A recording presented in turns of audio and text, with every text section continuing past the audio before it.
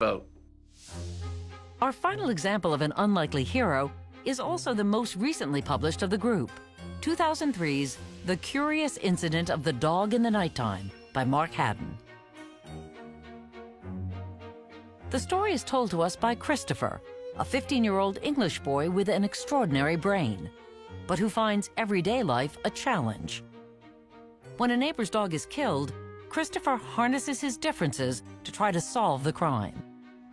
What's powerful about the curious incident is we have this first person who's speaking in ways that we don't always get to hear. That intimacy of that voice is really powerful. It's a feat to create. It strikes me in some ways that it's giving voice and providing this eye that isn't always seen. Mr. Jevons said that I liked maths because it was safe. He said I liked maths because it meant solving problems, and these problems were difficult and interesting, but there was always a straightforward answer at the end. And what he meant was that maths wasn't like life, because in life there are no straightforward answers at the end. I know he meant this because this is what he said. My name is Mickey Rowe, and I played the lead role in the theatrical production of The Curious Incident of the Dog in the Nighttime. Christopher exhibits a lot of the same autistic symptoms that I exhibit. Christopher is the ultimate unexpected hero.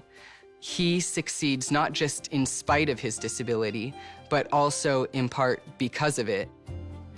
I found out about the production because I got an email from the artistic director. They really wanted to audition people who were on the spectrum. I do not tell lies. Mother used to say this is because I was a good person. But it's not because I'm a good person. It's because I can't tell lies. It was the first book that I'd ever listened to and immediately thought, this is me. I can relate to so much of this. And it was the first book that made me really realize there really are other people like me out there in the world, and that not only am I not weird or stupid or bad, but just like Christopher, I'm powerful and I can do whatever I want to do and accomplish the goals that I want to accomplish.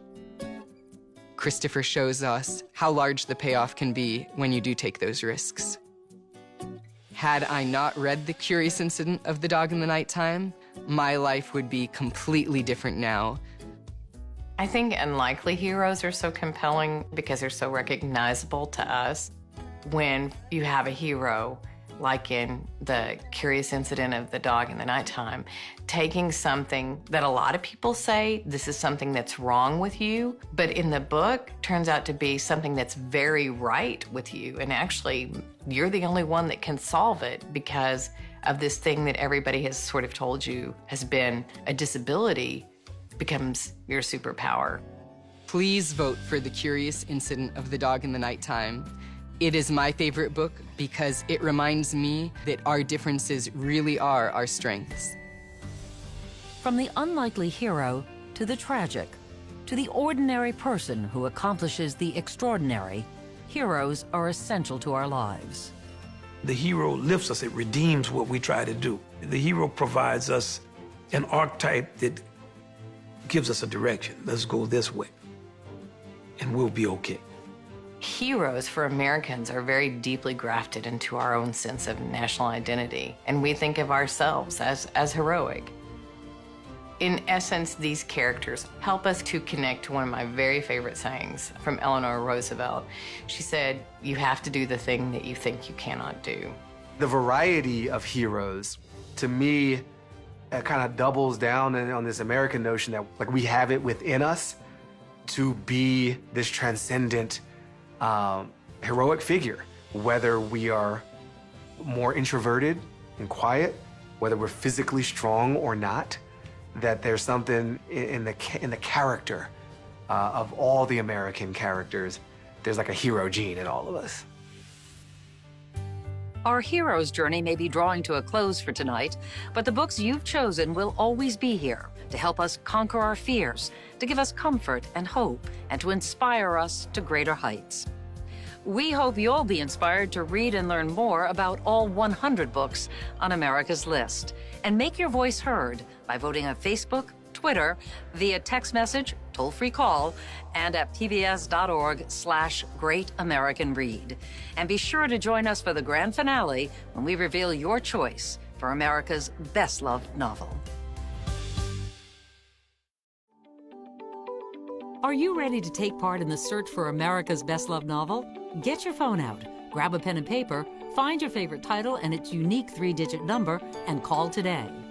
You can vote once a day, every day, for your favorite title until voting closes on October 18th at midnight Pacific Time. Remember, all calls from landlines are toll-free. Don't forget to dial carefully.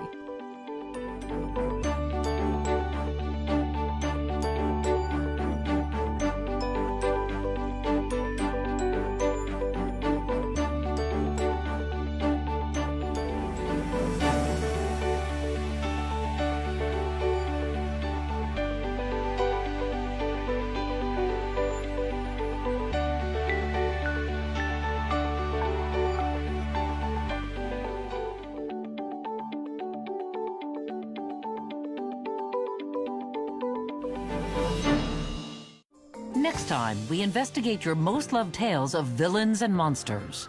There's a lot to be learned from people who do things the wrong way. With books that help us understand why we go bad. Are we good because we want to be good, or are we good because we want people to think that we're good? Some of your favorite authors reveal what thrills them.